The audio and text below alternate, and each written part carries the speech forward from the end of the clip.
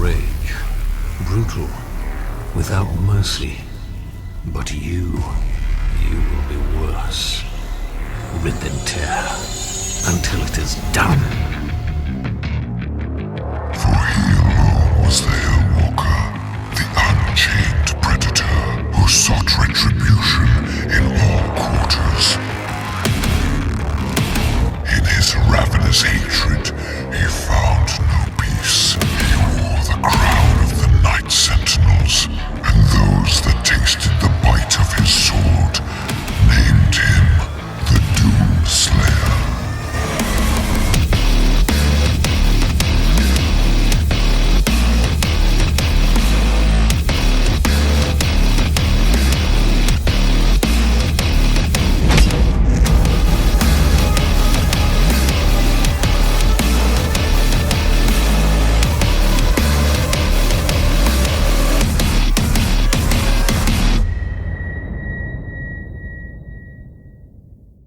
My first playthrough of Doom 2016's campaign was amazing. Over the previous few years, I had been trying new games to break the cycle of Halo, WWE, and Brawlhalla I'd been stuck in for some time. I beat Dark Souls and Borderlands 3 back in 2020. In 2021, I was walking in Walmart, and on my way to go look for a new controller, I stumbled upon Doom 2016 on sale. I remembered the awesome review from the Act Man, and my curiosity was piqued. I was not disappointed. From the moment I booted up the game, Doom 2016 took me on a gory ride I would never forget. The beautiful graphics, violent animations, challenging combat, and ear-busting music captivated me the whole way through. As I finished Doom Eternal last year, I knew I would revisit 2016 at some point. With the Dark Ages dropping in May, now is that time. I wanted to remind myself of how the game that revitalized the Doom franchise pulled me in. Unfortunately, this go-around didn't go so smoothly. Now, I was actively looking for differences from Eternal to talk about in this video, and I will make comparisons throughout, but I won't let my preference for Eternal sour my appreciation for this game. But there are some other things that messed up my experience, combat and polish wise. Overall, still a solid game that brought me into the Doom franchise. I am incredibly grateful for having played this game. I'll discuss the campaign's gameplay, exploration, graphics, art style, presentation, music, and the game's UI. I'm ready to rip and tear. I'm P34J, and this is my review of Doom.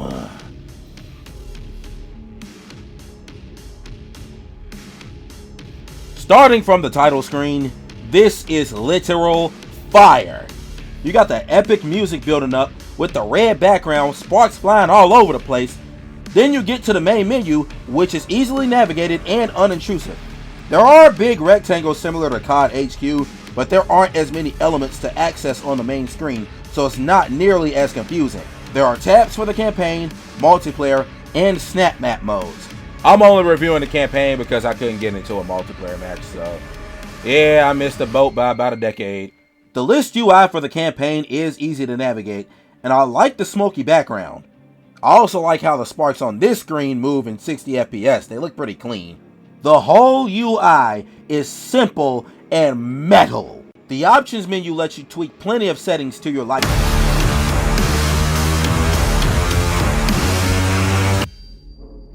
Oh my god.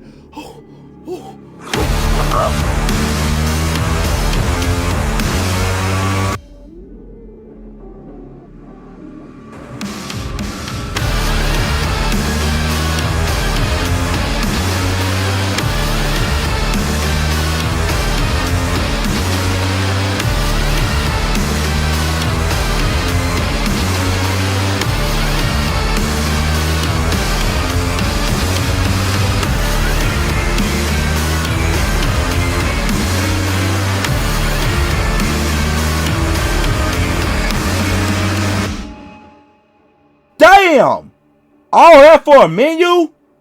First time around, completely caught me off guard. It's software trying to let you know what's up off the rip. Top tier menu music if you ask me. The presentation of the menu does an excellent job of prepping you for what's to come. They are rage, brutal, without mercy.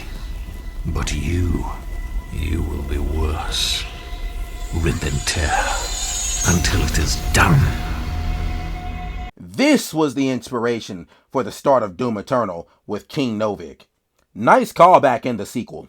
But other than that short screen with the Slayer insignia, there is no intro cutscene. The Slayer wakes up and the first thing he does is smash a demon's face.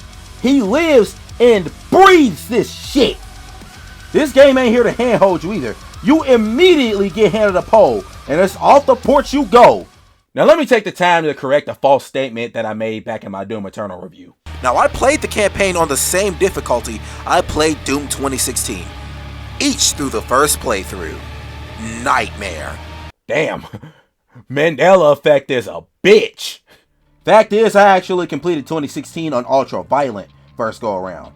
Now there was another reason to replay the game. This time, Nightmare. I was well prepared by Doom Eternal, but maybe too prepared. We'll get to the difficulty later, but the first room was very hard. Enemies surround you, throwing projectiles across the room while you're extremely vulnerable to the ridiculous explosion radii of the barrels. The imps are fast and agile. This is a fast-paced game, meant to harken back to past arena shooters, specifically the old Doom games. Doom 3 deviated from the roots of the franchise, and after surviving development hell for years, 2016 found its identity in its original predecessors in defiance of FPS trends at the time. Doom 2016 is unapologetic. The intro arena gets that point across from the jump. This scene cock, I ain't even gonna hold you. Look at it. For the horrible events of the last 24 Watch hours, this. but you must understand. Our interest in their world was purely for the betterment of mankind. Everything has clearly gotten out of hand now, yes. But it was worth the risk, I assure you. He said for the benefit of mankind. They'll show a dead nigga right there. That's gas. This is where the real fight begins. The demons are out to get you, and so you must rip and tear with no remorse. This game did not play it safe with the gore. Doom 2016 was gonna be itself, and the sensitive culture around it was just gonna have to deal with it. This game came to do one thing: kick ass. There are all types of ways to kill demons, from shredding them into pieces, slicing them with a chainsaw, blowing them up, to caving their faces in with a glory kill. 2016 was very creative with the quick time events, as you can stomp enemies' heads into walls, and there are different death animations depending on the cause or enemy. The way the Hell Knight relentlessly beats your ass on the ground, and the Baron of Hell rips you apart like a piece of chicken.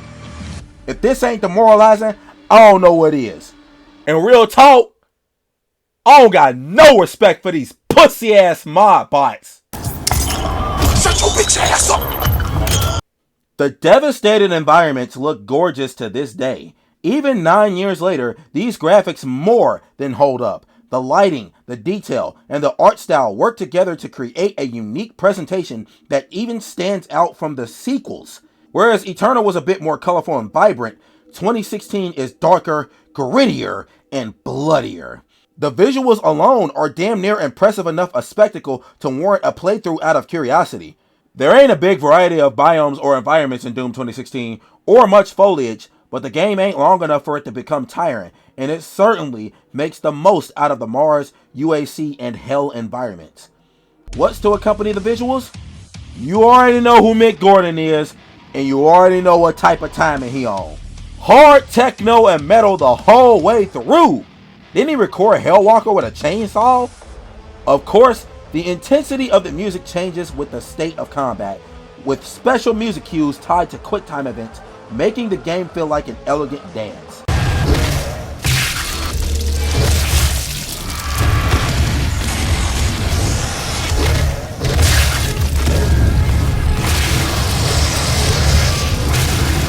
Damn, it's a shame Gordon and Ed fell out, because there will never be another combination like them.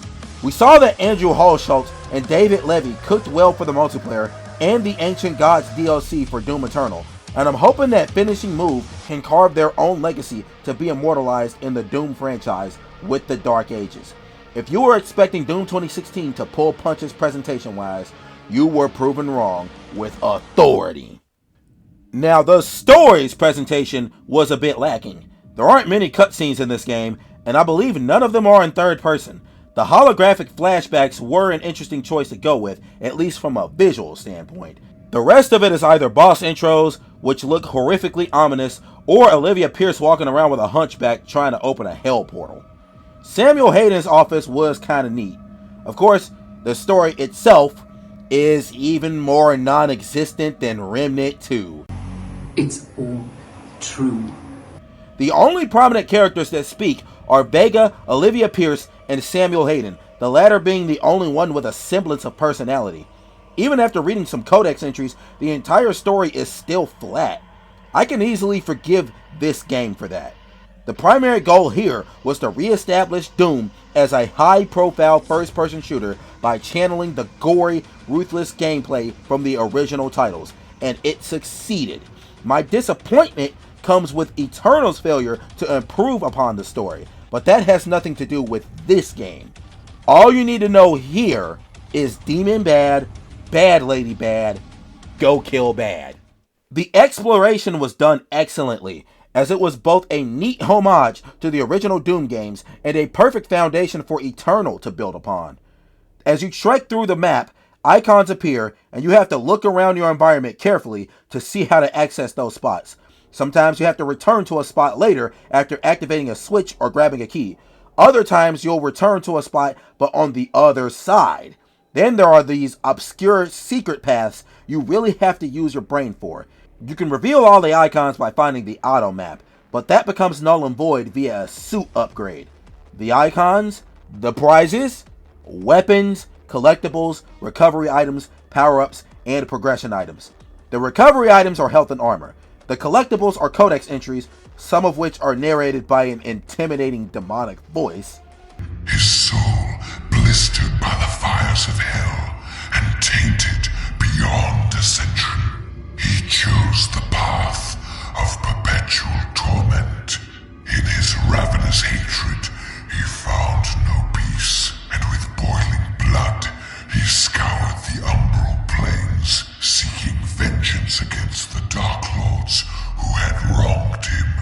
He wore the crown of the Night Sentinels, and those that tasted the bite of his sword named him the Doom Slayer. And these neat mini Doom Guy action figures. Not all secrets can be found via the auto map, namely the levers needed to access the classic levels. This is a work of art here. The seamless but jarring transition between modern and classic graphics here is astonishingly creative. You just don't see much stuff like this in modern games. Hell, I even managed to find the plasma rifle a level or two before it was actually intended. There is a bit of platforming, especially once the double jump is introduced, and I personally found it to be entertaining, specifically the giant tower section. There are secrets up and down that climb. It was a good choice here to tie progression and exploration, because the exploration is as entertaining a game as combat. The game locks you into two entertaining loops, and you switch back and forth to keep things fresh. It is imperative to explore to bolster your Slayer, because it can make your playthrough a hell of a lot easier. A bit too easy for my taste, but we'll get to that later. Those progression items I mentioned earlier? Argent cells increase max shields, health, and ammo. Praetor tokens upgrade equipment and abilities, so you can become immune to explosive barrels, increase your grenade charges, get full health from power-ups, decrease weapon switching time, and reveal all items on the map without the auto map. And those are just a few perks. Mod bots unlock a switch for every stick in the game. Each gun has 2 mods, and they are powerful and sadistic. You can shoot a grenade out of the combat shotgun, shoot missiles from the heavy AR, turn the chain gun into a mobile minigun, and put the Gauss cannon into siege mode, where you can charge a devastating single shot blast. Progression is also tied to gameplay as well, in two ways. Rune trials, found via exploration, are these timed minigames that unlock special perks for the Slayer. You can mix and match between up to 3 runes at a time. Weapon upgrade points are earned by simply switching the crowd. These points can be used to upgrade weapons and mods to make your Slayer overpowered. You can unlock movement via siege mode, shoot the super shotgun twice before reloading, and shoot the entire magazine of micro missiles from the heavy cannon uninterrupted. That is fucking disgusting. Power fantasy is strong in Doom 2016. That's the beauty of the progression in this game. You're not upgrading your weapons and stats to merely survive. You're bulking up out of sadism. Doom 2016 is an experiment on how many different ways you can fuck shit up. While the overly tuned progression was a factor that drew me in back in 2021, it was also the challenge of the combat that enthralled me. I played on ultra violent back then, and I was getting my shit pushed in. The weapons were powerful, but I was not well practiced for the gameplay loop. Fast forward 4 years later after playing Doom Eternal and Elden Ring, and I am way better at games in general. Power fantasy became an anchor for my enjoyment during my second playthrough. I'll admit this is fully subjective, and you can like any game you want. I have no need to be tribalistic, but I know which side I stand on. The contrast in development philosophy for Doom 2016 and Eternal divides the fan base's preference between both games. The former is simpler and easier. The latter is complicated and much harder. At this crossroad, as I stare into the violent void of both games, I choose the path of masochist. I relish the challenge. Doom 2016 is too damn easy. It's still great because the foundation of the gameplay loop was unique back then. You move fast, dodge attacks, and kill everything in sight in a densely packed arena. Some are flat, open, and small. Others have plenty of spots for cover and elevation. Then there are narrow hallways that chuck every threat at you possible. There's great variety in the level design, offering different challenges. Of course, there are glory kills for health and the chainsaw for ammo, along with some pickups. When you're backed into a wall, you can grab power-ups to get you out of a pinch. Personally, I feel like there's too much obstruction to effectively use haste.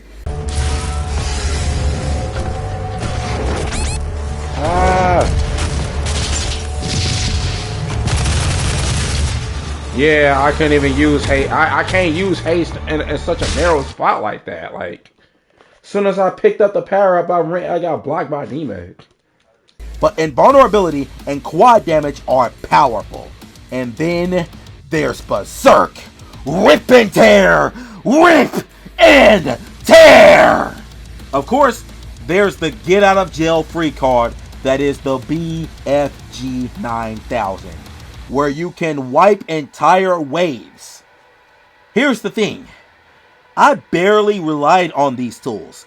Once I got the rockets, Gauss Cannon, and Super Shotgun, the weapon switch combo carried. The only weak spots are the head for most demons and pinky tails, so you're not incentivized to use any specific weapons except the plasma rifle to deplete blue shields. The micro missiles are busted. They shred through any heavy demon. That was my second go-to. I was also spamming frags the whole time. You can use virtually any weapon you want because there are so many busted tools. Then there's the generosity of the ammo economy. You get a massive amount of ammo for each gun, hella pickups in arenas and all over the map, and 7 chainsaw charges. Ammo will not be a challenge. I was shredding shit so easily, I was neglecting to pick up some power-ups all over the map. Hell, towards the end of the game, I even slacked off of grabbing mob bots and other progression items. While the agency was needed back then and missed by some today, I'm feeling the lack of nuance. Mind you, I replayed on Nightmare. After like 3 levels, this game is a cakewalk. Minus a few arenas, like the Gore nest right above the lava. Well, I'm gonna look into the camera and say this. Lockdown. Fuck that part! Fuck that part! That's a bitch ass part! This one room in a UAC facility and the very last arena before the final boss, I wasn't significantly challenged. I still died a fair amount, but it still felt too easy for my tastes. But I can respect that. Doom 2016 was difficult for its time, which is why I have to look at it from the same lens as I did for Bloodborne. I can't judge as heavily off difficulty. I have to look at other things like variety in combat encounters and level design. And in that sense, Doom 2016 is awesome. But even then, I still have gripes. There's bloat in the sandbox. The pistol and siphon grenade are dookie water. And there wasn't really a good reason to use the hologram. It just felt kind of shoehorned in the game. But these aren't even my biggest axes. When I died in Eternal, I felt at least 95% of the time it was my fault and I had to rise to the occasion even if I was doing my best. Fairly well wasn't good enough. When I died in 2016, I felt it was either because I was so overconfident I just started to play shitty, or died to fodder or bullshit. That's not fun for me. Yeah, that's insane that he was still hitting me from that distance. That's actually quite bogus.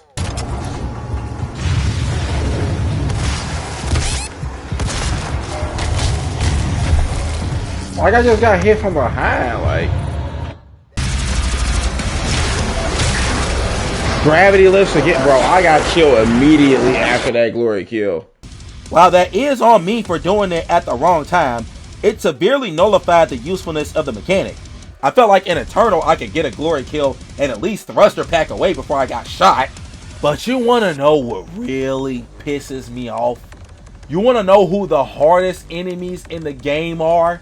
The Hell Knights? The Cacodemon? The Mancubus? The Revenants? The Barons? The bosses? No! They are all fucking pushovers. Even the summoners and the lost souls who irked my nerves the first go around felt like pansies. There are 4 particularly difficult enemies in this game. 2 of them are the Pinky Inspector. This is understandable. They are heavy demons. They take so much health from the front, so you practically have to shoot them in the back like Ricky. It can get real challenging when they're in narrow spaces with little maneuverability. I have no problem with this. Although, if you ask me, the hitboxes seem kinda cap. You wanna guess the other 2 demons? These 2 fuckers! Yup, that's right. Half the time I died, it was to an imp or a blue shield soldier. The fodder demons were the biggest threat on the board.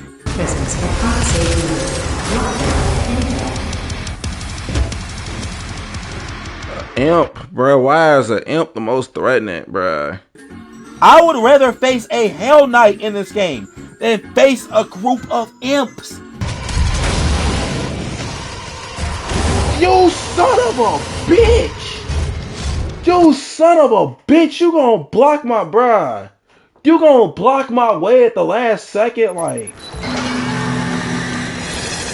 these pussy ass imps, bro. Like, they're so agile, climbing up walls, moving fast, throwing fire all over the place.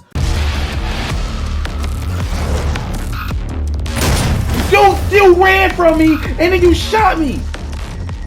Look at Kyrie Irving over here. He just swerved the ball while I was midair. I can't move from that. You over here doing layups and shit. Motherfuckers think they in the NBA Finals. In an arena where I can just weapon switch everything, I won't be able to kill the blue shield soldiers that way. I either have to pray an explosive hit them from the back or stop my momentum to plasma gun them down. It got easier in later levels, but still. Why is it a nigga with a shotgun camping in the corner? What with a shield? What the fuck is this, Call of Duty? Bruh, I just got killed by Call of Duty, nigga, bruh. That's crazy. That the fodder enemies in this game are harder than the bosses drives me up a wall. I hate that shit. It's partly why bitch ass Demon Souls be having me ready to crash out. But the arenas on Doom 2016 are way more fun to fight through than that torture. Oh, demons spawning out of LOS and beating my ass? I'm feeling controller vibrations, watching my health go down just to turn around and see an imp busting on me. How is that fair? It was hella less of that in Eternal. The thruster pack protected from lots of bullshit in hindsight. Despite these gripes, I would still recommend this game to someone who's looking to start their modern Doom journey. Flaws aside, shooting and cutting through hordes of demons in a fast-paced environment was a welcome callback to the past and a great foundation for future Doom games. Damn! The boss fights, while not that challenging, are interesting enough mechanically. While I died a few times, they were all on borrowed time because of my prior experiences. Again, I beat Doom Eternal on Nightmare, which means I beat the Icon of Sin. I also beat the entirety of Elden Ring. I finished Shadow of the Erdtree, the DLC. And you know what that means.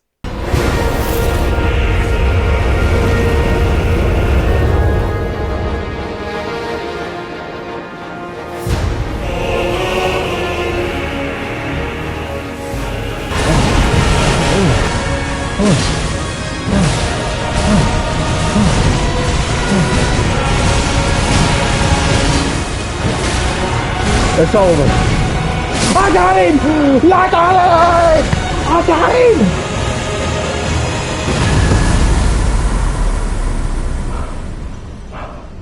I got him! Oh my god! Oh my god!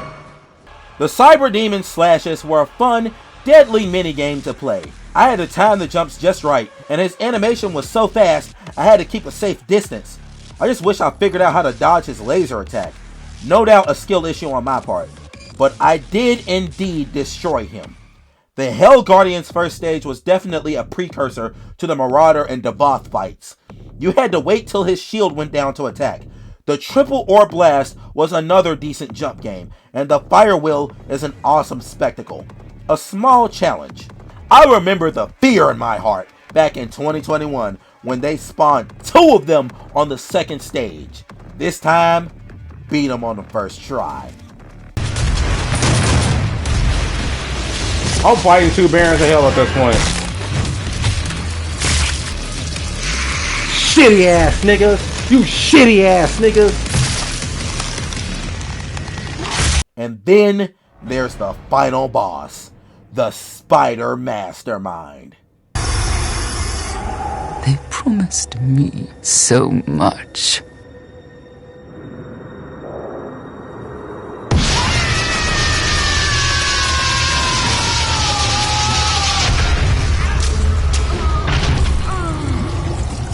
Yeah, what did you expect, dumbass? The Spider Mastermind was again decent enough in quality. I had to dodge her bullets and chuck them back. The phase with the electric ground was pretty cool, requiring me to stand on destructible platforms to protect myself. But all 3 of these bosses were melted by spam of grenades, micro missiles, the weapon switch combo, and the BFG 9000. These fights were easier than some of the more difficult arenas. The final boss was easier than the arena directly before it. While that doesn't bother me, what does is that I beat the Hell Guardian's second phase on the first try, but I died to imps throughout the whole game. That's unacceptable in my eyes. There is no way one of the most basic fodder enemies in the game should be harder than every or even any boss. But you want to know what grinded my gears the most? I don't know if something was wrong with the PS4 port or my PS5 or I don't know. I don't remember Doom 2016 being this buggy. How did he... What? That was the most glitched glory kill I ever seen in my life. All type of shit happened to me. Huh? I got teleported in the lava off a glory kill. Working on it right now. What the... I just teleported into the... Oh, yeah. Hold on. Give me the clip. Off of that, I'm off. I'm off. I damn near be ready to get on Apex, bro. What y'all want to do, bro?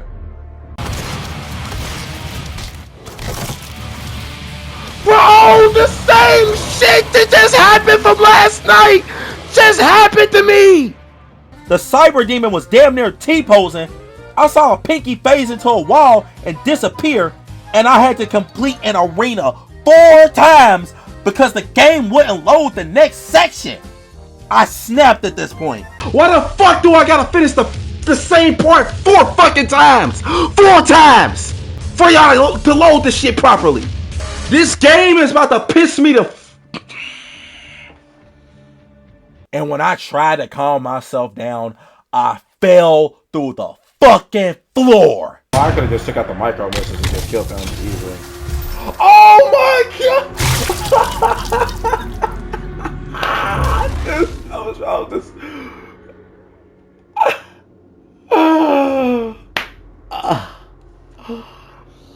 I was about ready to rip this game to shreds in this review, but I gotta stay calm, gotta stay logical.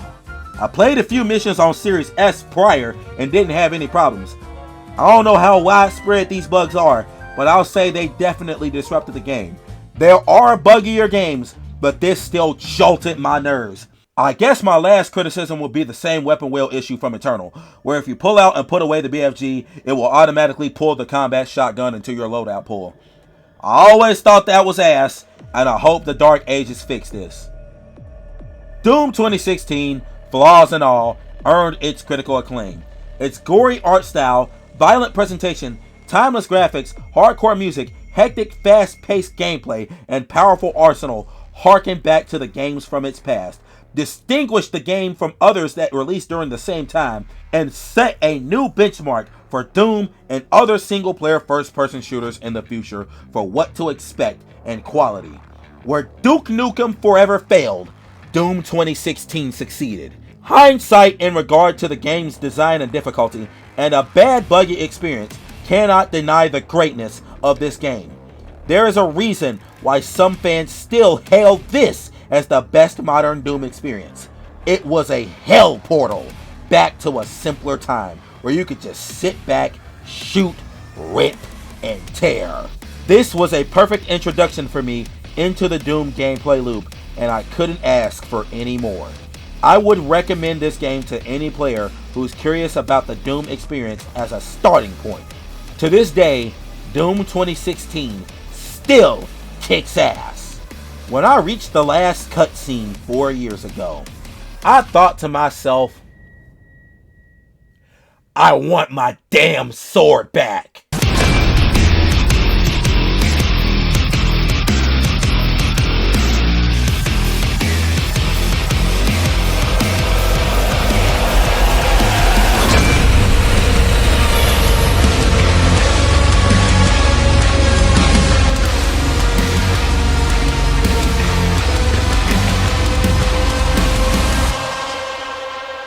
As I booted up Doom 2016 for my latest playthrough, I thought to myself, how the hell did we even get here?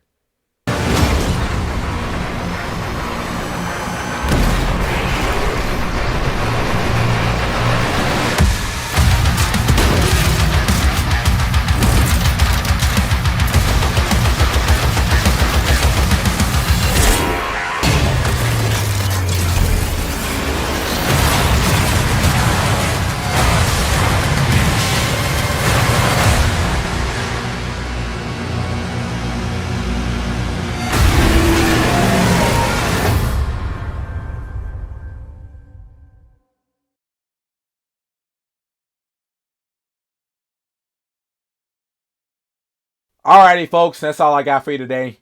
Be sure to like, comment, subscribe, hit the notification bell. I do want to thank you all for watching. As always, thank you for giving me a chance. Appreciate it. I'm going to keep it short and simple. Oh, of course I'm going to play Doom the Dark Ages at launch. Of course I'm going to try to get that review out at the latest, probably the end of the next month afterwards. So expect that end of June. I'm not really good with time frames, but you know, it is what it is. This is P34J. The unleashing of Doom 2016 was purely for the benefit of mankind. Have a good one.